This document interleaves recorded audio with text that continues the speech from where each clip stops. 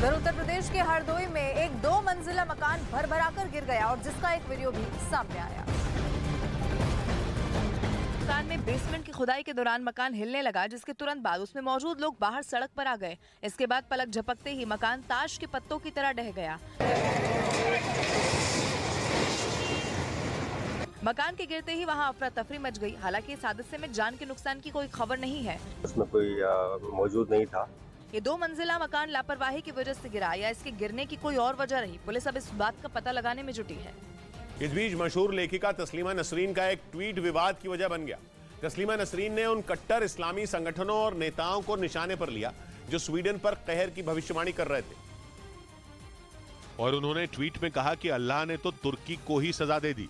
Sweden से इस्लामी कट्टरपंथियों की शिकायत 1 महीने पुरानी है। नेटो में स्वीडन की सदस्यता पर तुर्की अड़ंगा लगा रहा था, इसलिए स्वीडन में तुर्की के खिलाफ विरोध प्रदर्शन चल रहे थे। ऐसे ही विरोध प्रदर्शन में कुरान की प्रति जलाई गई थी। इस घटना का विरोध तुर्की ने तो किया ही था, दुनिया के तमाम मुस्लिम देश एक हो गए थे। उसी वक्त इस्लामी कट्टरपंथियों ने कहा था कि अल्लाह स्वीडन को कड़ी सजा देगा। लेकिन जब तुर्की पर तबाही आई तो तस्लीमा नसरीन कट्टरपंथियों को आईना दिखाने लगी। अपने ट्वीट में उन्होंने ये भी लिखा कि किसी भी भूकंप का अल्लाह से कोई संबंध नहीं है।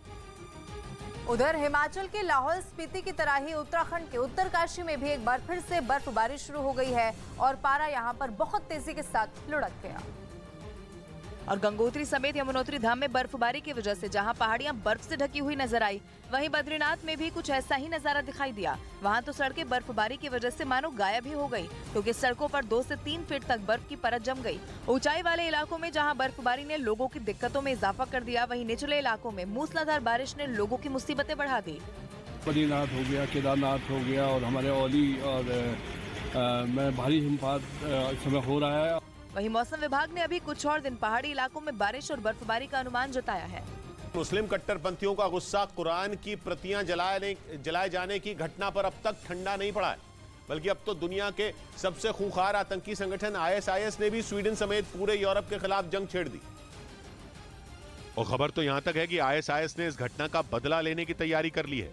मुस्लिम कट्टरपंथी संगठनों से जुड़ी खबरें छापने वाली वेबसाइट jihadwatch.org के मुताबिक इस्लामिक स्टेट की तरफ से आतंकियों को स्वीडन की घटना का बदला लेने का आदेश दे दिया गया है। इस बार यह खतरा इसलिए बढ़ा है क्योंकि निशाने पर सिर्फ स्वीडन नहीं है, बल्कि पूरा यूरोप है। कहा तो यहां तक गया कि ये 1400 साल से चली आ रही ईसाइयों और मुस्लिमों की लड़ाई का एक हिस्सा है। इससे पहले 2015 और 2016 में भी इस्लामिक स्टेट ने यूरोप में बड़े आतंकी हमले किए थे। हालांकि बाद में ISIS के कमजोर पड़ने के बाद ये हमले बंद हो गए थे। माना जा रहा है कि स्वीडन की घटना का इस्तेमाल ISIS अपने बेजान संगठन में जान फूंकने के लिए कर सकता है।